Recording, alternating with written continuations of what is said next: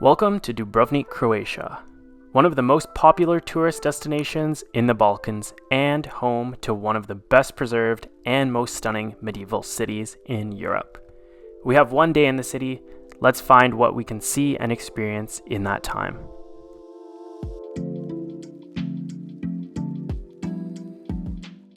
Like many people, we start things off by walking through the Pile Gate into the Old Town.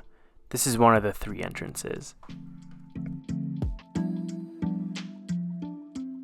If you enter through the Pile Gate, you'll be greeted by Onofrio's large fountain, which provided the city with drinking water for centuries. It's sourced from an aqueduct and it dates from the 1400s. This fountain has really cool and different details on each of the 16 sides.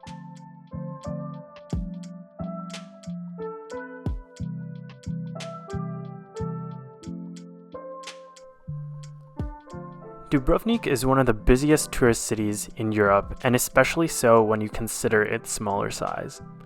If you can visit during the shoulder seasons, in spring or fall, you might have better luck with crowds, as well as some pleasant weather. We visited May, and it was still quite busy, but the temperature was not bad for walking around. You'd want it to be a little bit warmer to enjoy the ocean, though.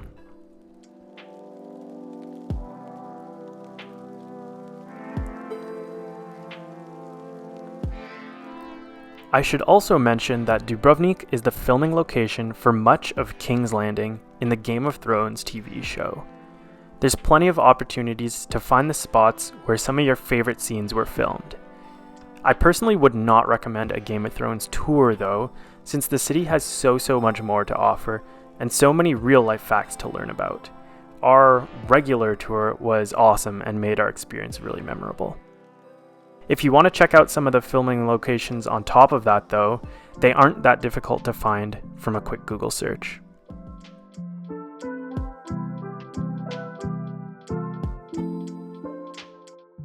The patron saint of Dubrovnik is Saint Blaise, who was a physician and apparently saved the city from a Venetian attack in the 900s. See if you can spot statues and icons of him throughout the city. They often appear above gates, entranceways, and on churches.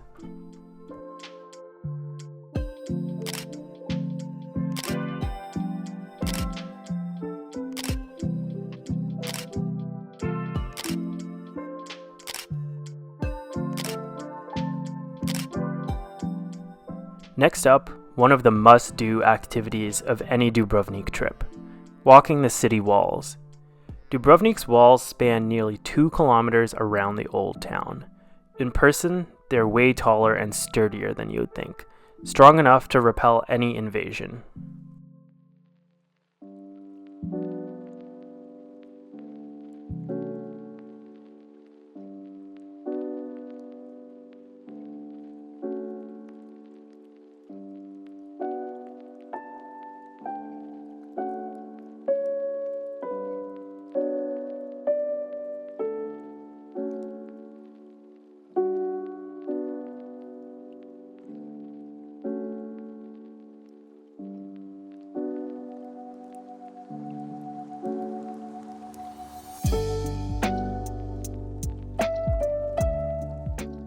The walls offer stunning 360-degree views of the old town, the ocean, and the hills on the opposite side.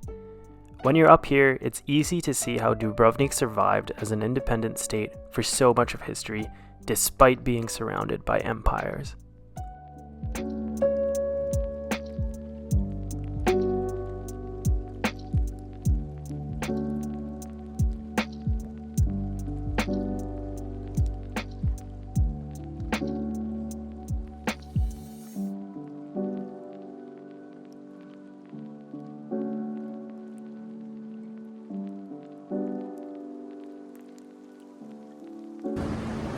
The Red Keep from Game of Thrones.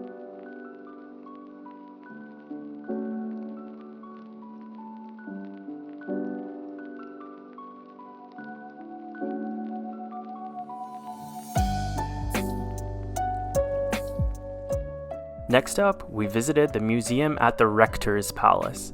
The Rector was a city official, kind of like a modern-day mayor. The museum has some cool pieces from the city's history, but I would not label it as a must-see. Two of the highlights of the palace for me included the greenies, a pair of super detailed bronze statues who would ring the city bell towers. Look at the details on his armor. And another highlight, the main courtyard of the palace, a stunning marble staircase with Romanesque arches, which was also featured in Game of Thrones. A perfect spot for some great photos.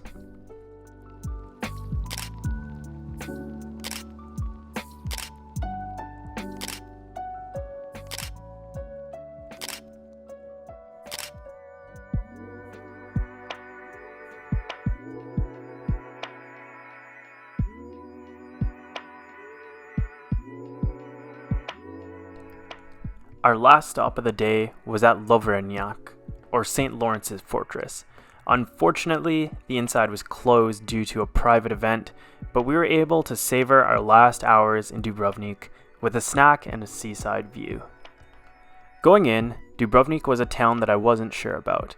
I had been here 15 years ago and loved it, but I was also thinking that it might have turned into a bit of a tourist trap. A town where tourists outnumber locals over 30 to 1. If you're looking for an authentic trip, an authentic Croatian cultural experience, or an under-the-radar trip, this might not be your town, even though it does have charm and personality of its own. However, you can't deny the insane beauty of this city. The iconic orange roofs, the ocean, the walls, everything is gorgeous. If you're looking for a historic and beautiful trip somewhere warm, Dubrovnik might be for you.